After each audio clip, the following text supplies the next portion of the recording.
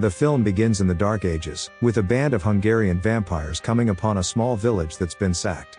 The first vampire and sire to them all, Markus, was created when his unique bloodline was mixed with that of a bat's bite. His twin brother William was bitten by a wolf and became the first Lycan, but was incapable of changing back into his human form. As a result of Markus's love for his brother, he refuses to let anyone harm William, and the village is just another casualty because of it. The elder Viktor orders his men to burn the villagers' bodies before they turn into werewolves themselves, while the other elder Amelia sends some to locate the great white werewolf. While burning the remains, they begin to quickly transform, and before they know it they're all in the middle of an unplanned ambush. They quell the numbers, but the rate of change soon has them outnumbered and overwhelmed. After a skirmish that sees many of the vampire knights perish, the elders get word that William's been located in the woods nearby. With him currently in the process of being captured, the father of them all warns the vampires not to harm his brother, but Viktor's had enough of Markus's protection and tells him that the only way this is going to work is if William remains locked away in an undisclosed location for the rest of time. Despite this, his curse still spreads, and after 600 years the vampires are still no closer to lowering their numbers than they were. Recently both of the vampire elders have been killed except for Markus, who's remained in hibernation for the past 200 years while a coven in Budapest protect him.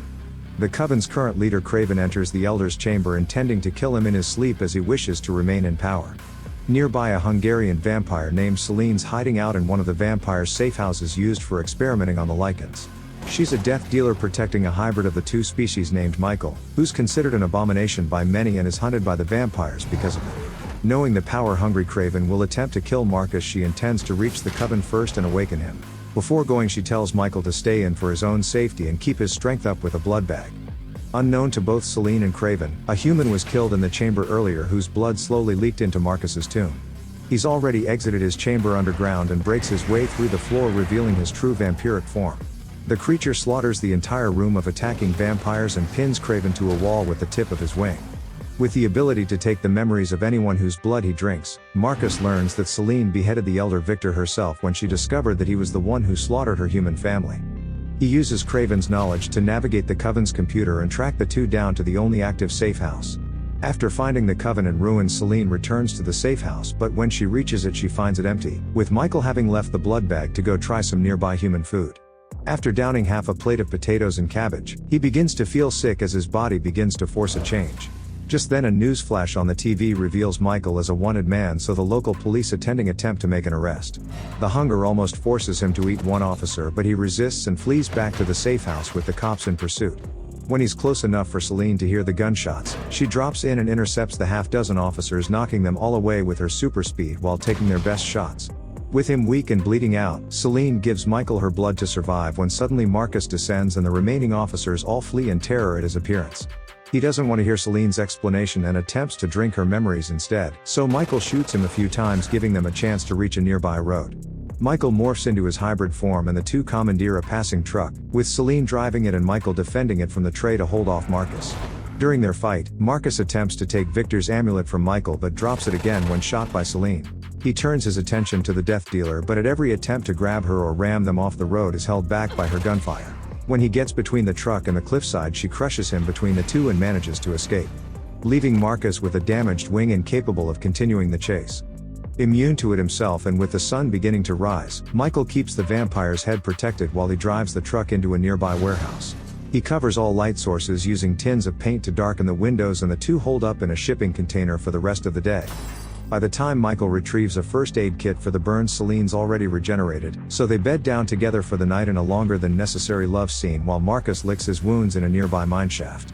After sunset, Selene discovers that the amulet turns into a key and recognizes it from her childhood, from before she was a vampire or ever even met the owner Viktor. She and Michael decide to go ask a vampire historian about it, though she exiled him herself 3 centuries ago, so doesn't expect him to be pleased to see her.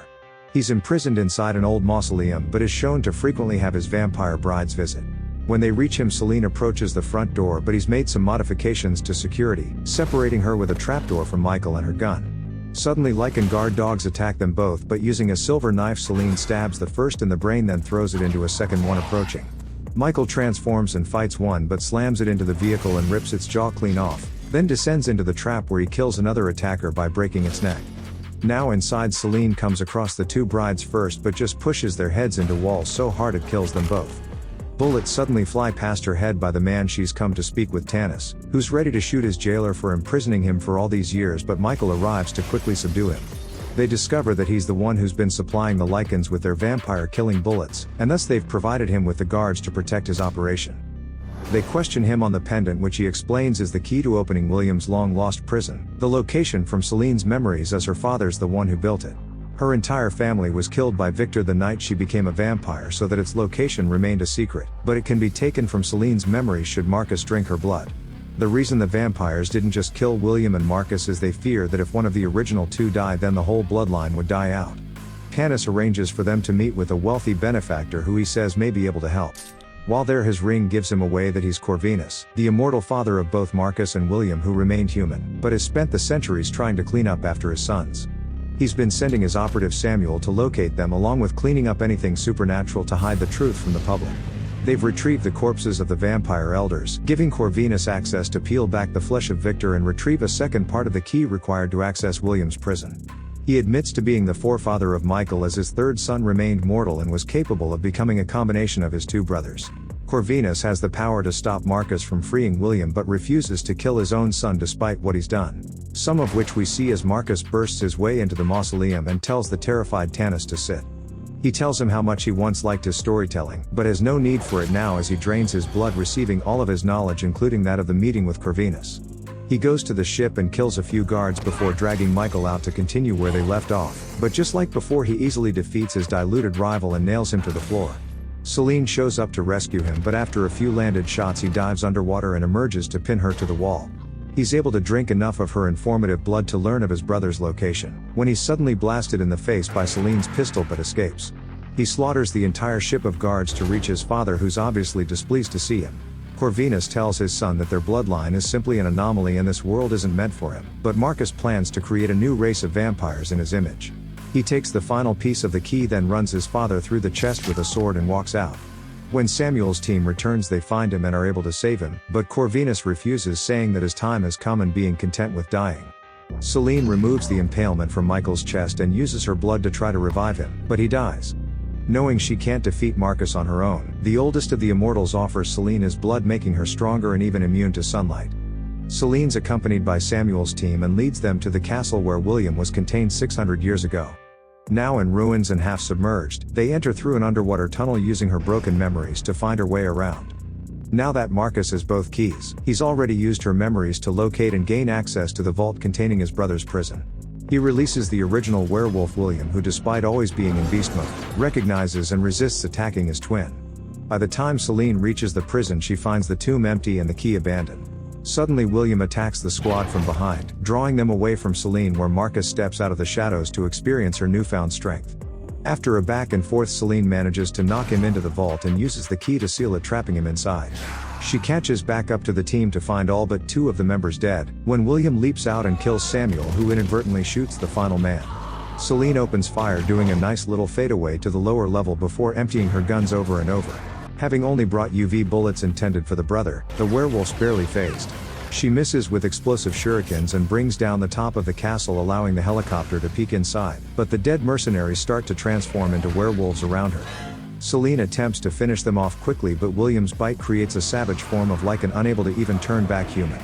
Meanwhile, Michael's corpse is on the helicopter and begins to reanimate itself as a handy side trait of being the first ever hybrid. He leaps down and with a single punch rips out a Lycan's heart, allowing Selene to finish off the final 2. Before they can reunite, Michael's tackled by William, so the death dealer goes back to filling him with bullets, this time being joined by the helicopter above. When the vault door closed, it stopped on a bit of rubble, so Markus makes his transformation and lifts the massive stone slab, escaping. When he reaches the fight, his brother's getting weak, so he drags the helicopter down by its tether, killing everyone on board and conveniently creating a grinder by Selene on the catwalk. He first tries to push her into it, but she returns and they begin to fight. After some equally matched strikes, Selene spins Markus around and takes his hand off with a spinning blade. The whole time Michael's battling with William below them and is outmaneuvering the beast quite easily. He gets a high rear mount on the father of all werewolves and is able to rip half his head straight off. In one last Hail Mary, the brother runs Selene through with his 5th limb that served him well this entire time, but having his father's power now, she just snaps it off and sticks it through his head, then pushes Markus into the helicopter blades, annihilating him. Soon the sun rises for the first time since Selene became able to withstand it, and she's joined in the light on the catwalk by Michael. And the movie ends.